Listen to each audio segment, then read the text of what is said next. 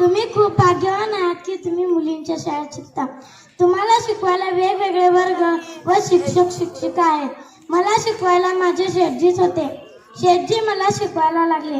थरथरणाऱ्या माझ्या हातांना शेठजींनी आधार दिला आणि माझा हात लय मजबूत झाला बघा. आता मुलगी शिकली प्रगती झाली असे म्हणतात, पण माझ्या वेळेस माणसं मागणं बडबडत होती. काय बाई शिकली म्हणून काय भरदार पुढे जात नाही. आणि मग तो सोन्याचा दिन 1 जानेवारी 1848 आम्ही पुण्यात भिडेवाड्यात मुलींची पहिली शाळा काढली आणि सगळीकडे नुसतं बोंबाबोंब झाली. अनर्थ झाला. पण त्यावेळेस आम्ही धाडस केलं नसतं तर मुलींच्या शाळेत मुलींना अभिमानाने शिक्षण घेतलं नसतं. आणि शेठजी ते तर घरोघरी जात होते, मुलींना गोळा करत होते, त्यांच्या आई वडिलांना समजावत होते.